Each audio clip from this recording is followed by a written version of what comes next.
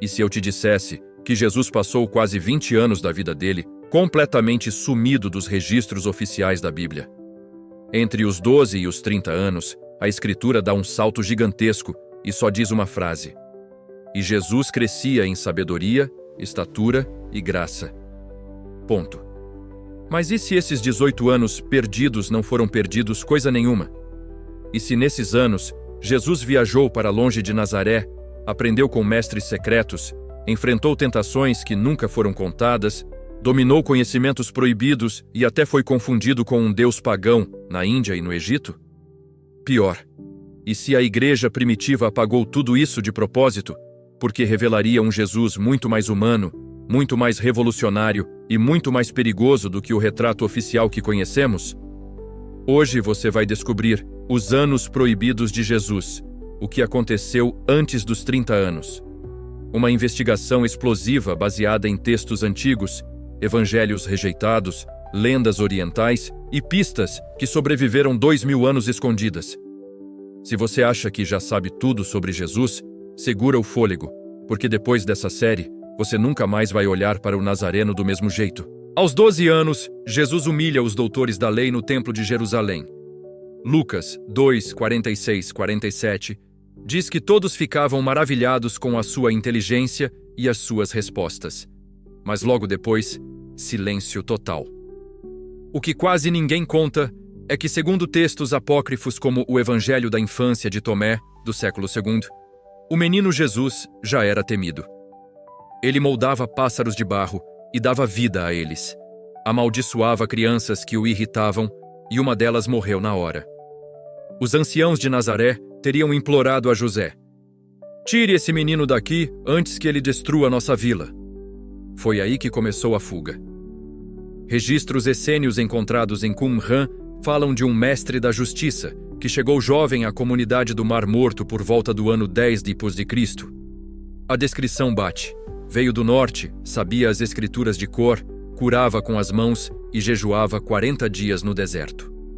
Alguns manuscritos coptas vão mais longe. Aos 13 anos, Jesus teria deixado os essênios e partido em caravanas de mercadores para o Egito, Síria e até a Índia. No mosteiro de Emis, no Ladakh, existe até hoje um documento chamado A Vida de São Issa. Issa é Jesus em árabe, guardado por lamas tibetanos.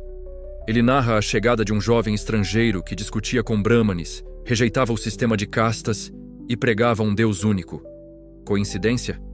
Ou o primeiro sinal de que Jesus estava construindo algo muito maior e muito mais perigoso do que o mundo estava pronto para aceitar? Ano 15 d.C., região do Caxemir. O manuscrito de Hermes continua. O jovem estrangeiro chamado Issa viveu 6 anos entre brahmanes e budistas. Aprendeu sânscrito, leu os Vedas, dominou meditação profunda e técnicas de cura com prana, energia vital. Os sacerdotes indianos ficaram furiosos quando ele ensinou que todos, até os párias, tinham acesso direto a Deus, sem castas nem sacrifícios de animais. Expulsaram-no aos 26 anos.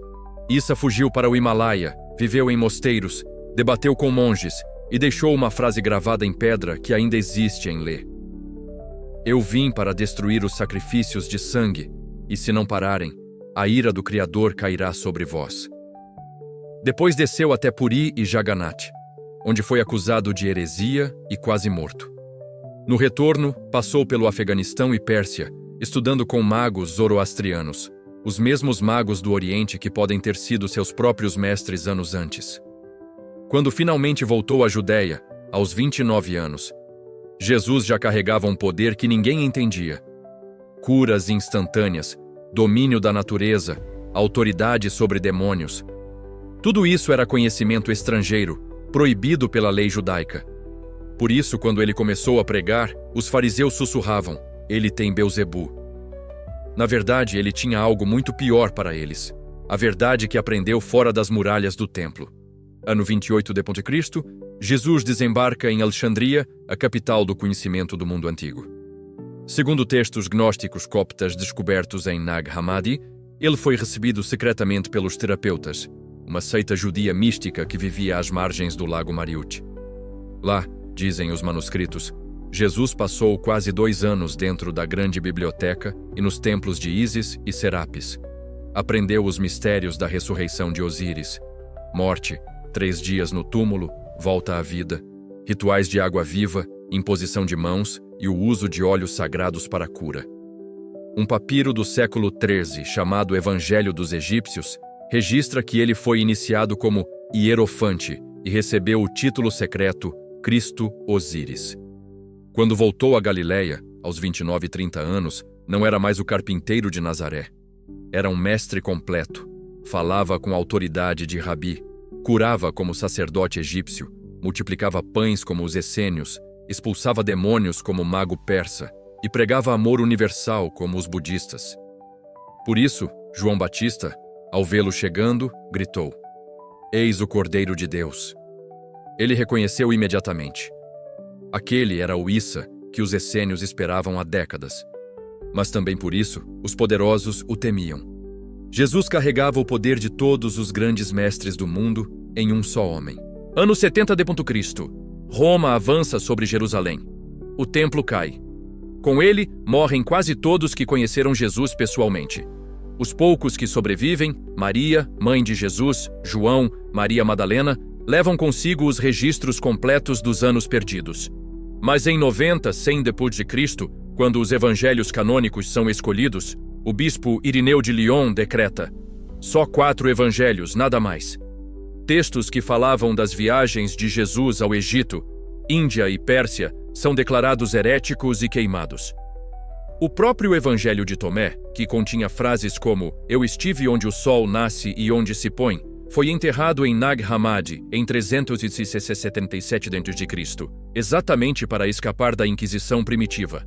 No Concílio de Niceia, em 325 d.C., Constantino e os bispos selam o pacto.